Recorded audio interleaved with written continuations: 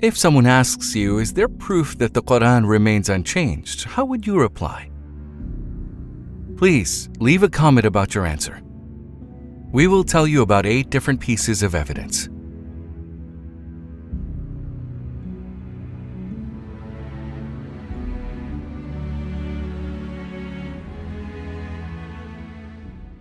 How do we know that the Qur'an wasn't changed over time?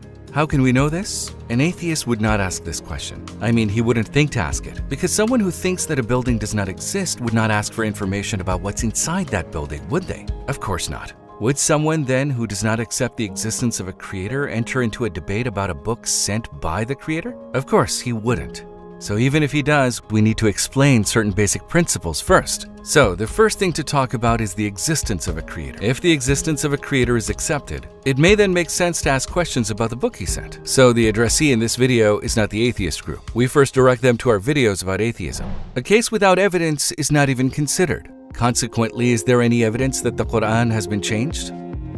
Of course not. Then you might ask why people become fixated on this question. The reason for this is a delusion from the devil.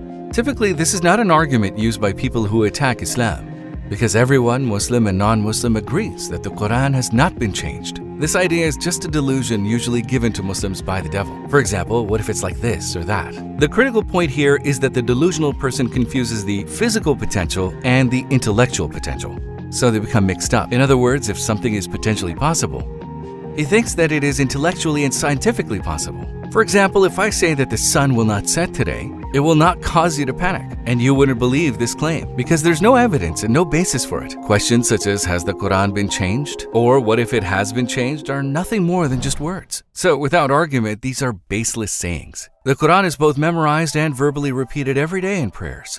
It is also a book that is constantly read with the intention of prayer. Of course, this has been the case since the first period of Islam. So what does this show us? It shows us that the Qur'an has survived to the present day completely intact, and as verses of the Qur'an descended, 42 revelation scribes wrote them on materials such as cloth, pieces of leather, stones, bricks, and shoulder blades. It is also a book that thousands of hafiz have memorized throughout the centuries. The companions of our Prophet not only memorized and wrote the Qur'an, they have also conveyed the Qur'an to us by applying it to their lives.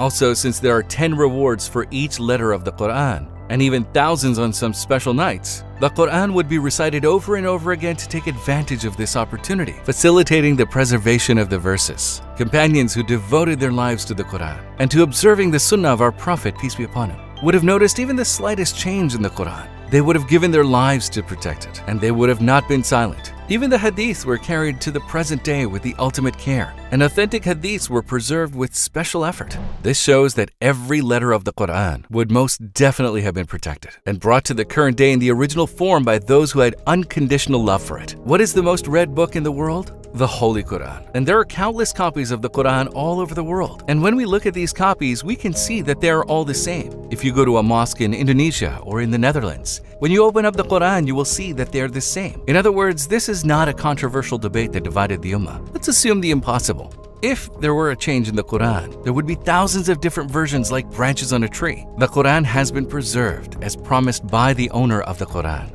Indeed, it is we who sent down the message, that is, the Qur'an, and indeed we will be its guardians. Even if someone attempted such a change, Muslims would most definitely have raised the alarm and we would have heard about this event. Now, I'm going to touch on a very subtle meaning. Even the most sinful of Muslims do not allow anyone to touch the Qur'an without ablution. So how can one let even a single letter of it be changed? How can one be carefree about it? Especially the self-sacrificing Islamic elders who existed throughout the centuries. Would they have remained silent about this? There are many different copies of the Bible due to multiple translations, and this is a matter known to Christians themselves. By being distorted repeatedly, it has been turned into a religion that is partially pleasing to souls, much like the matter of confession. However, when we look at the Qur'an, this is not the case at all. In the Qur'an, there is intense worship that the soul finds difficult, such as daily prayer, thirst and hunger with fasting, and giving zakah. In other words, if the Qur'an was attacked and changed, then the worship that is heavy on the soul would have been removed first. Within recent research, early copies of the Qur'an have been examined, and we can see that it is the same as the Qur'an today. Also, with a carbon-14 test, we can see that the Qur'an has not been changed. Copies sent to different provincial centers by Uthman were were lost with each passing of the centuries. But one of those copies can be seen today in Istanbul Topkapi Museum.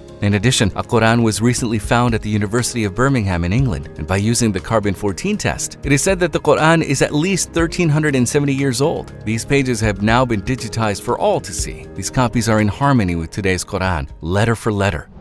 Now I will present a different and more detailed point. There's an incredible harmony in the number of repetitive words in the Qur'an. For example, Yom, the word day occurs 365 times. The word month occurs 12 times. The word punishment is repeated 117 times. The word forgiveness is used 234 times, exactly twice that of punishment. The words woman and man are used 23 times each. The words world and the hereafter occur 115 times each. The words Satan and angel occur 88 times each.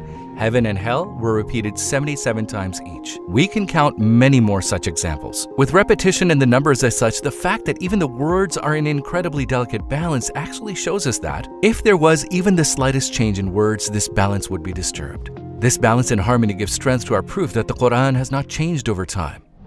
When we look at all these pieces of evidence, we can see that the Qur'an has not been changed and never will be changed. Many of those who ask the question, has the Qur'an changed, do so to cause trouble. But who knows, maybe they have not read the Qur'an and did not even try to understand it by reading the commentary.